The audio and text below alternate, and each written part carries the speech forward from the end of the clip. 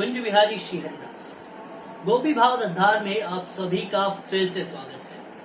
इससे पूर्व हमने गोपियों के अद्भुत प्रेम की चर्चा की थी और आज हम चर्चा करने वाले हैं कि भक्ति कितने प्रकार की होती है और भक्ति का असली स्वरूप क्या है। वैसे तो रामायण में 9 प्रकार की भक्तियों का वर्णन है, लेकिन अगर हम सूक्ष्म दृष्टि से देखें तो भक्त 2 प्रकार के होते हैं, एक तो सकाम भक्त और एक निष्काम भक्त। और निष्काम भक्ति का वर्णन तो श्रीमद् भगवद गीता में भी हमको मिलता है।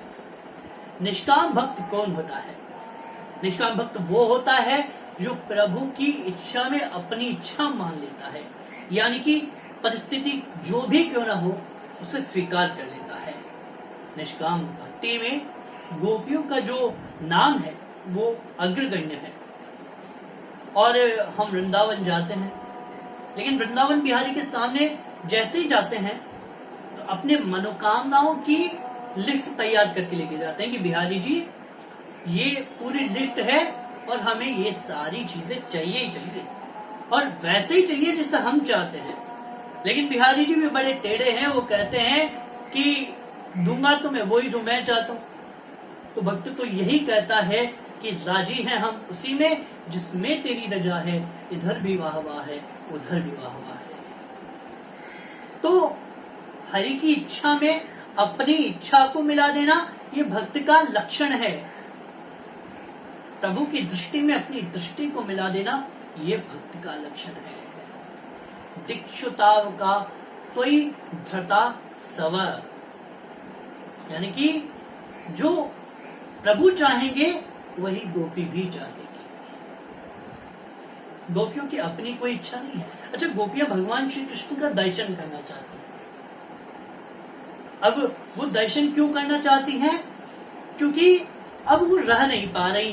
कृष्ण कहते हैं कि जब हम सामने आते हैं तब तो तुम समाधिस्थ हो जाती हो कि हम ध्यान लगाएंगे, हम ब्रह्मनिष्ठ बनेंगी, तो बनो ब्रह्मनिष्ठ। गोपियां कहती हैं कि अब हमें ब्रह्मनिष्ठ नहीं बनना, अब हमें तो कृष्णनिष्ठ बनना है। देखिए, निर्गुण निराकार सगुण साकार बन के क्यों आता है? कई लोगों का प्रश्न होता है कि निर्गुण निराकार सर्वोपरि है, सगुण साकार तो कुछ है ही नहीं। कई लोग कहते हैं ये बात, लेकिन निर्गुण निराकार को कौन जाने? निर्गुण कौन देश को वासी, वो कौन से देश में बसता है?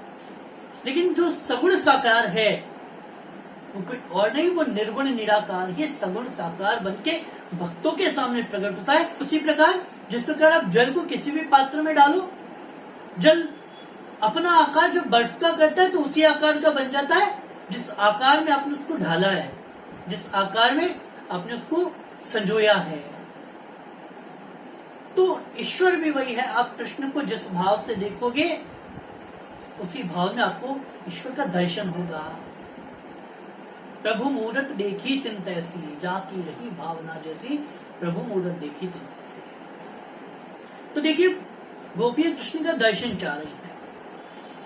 गोपियां कहती हैं कि यदि आप हमें दर्शन नहीं दोगे तो आपको हत्या का पाप लगेगा। अब देखिए, प्रेम वही है जो अपने प्रियतम को रिझाने के लिए कुछ भी कर जाए, लेकिन अपने प्रियतम पर कलंक ना लगे। गोपियां कहती हैं कि आपका दर्शन भी हम इसलिए नहीं चाह रहे कि हम खुद आपका दर्शन करना चाहती हैं, हम आपका दर्शन इसलिए करना चाहती हैं कि आप पर कलंक न लगे, क्योंकि आपको देखे बिना हम जीवित नहीं रह पाएंगे और हम नहीं चाहती कि हमारी मृत्यु का कलंक आप पर लगे। कृष्ण कहते हैं कि गोपियां तो बड़ी चालाक है। और उसके बाद गोपियों ने अपने 19 श्लोकों में कृष्ण को रिझाने का प्रयास किया है, लेकिन तब तक श्री कृष्ण भी प्रकट नहीं होते हैं जब तक वो गोपियों की परीक्षा नहीं ले लेते। गोपियों का केवल यही भाव है कि कृष्ण हमारे सामने प्रकट हो जाए। तो गोपी भाव रसधार में आज के लिए बस इतना ही। हमारी श्रृंखला से जुड़ने के लिए चैनल को सब्सक्राइब कीजिए और बेल आइकन पर क्लिक कीजिए। आपके मन में जो भी सवाल हो आप इंस्टाग्राम पर पूछ सकते हैं, लिंक हमने डिस्क्रिप्शन में दे दिया है। कुंज विहारी श्री हरिदास।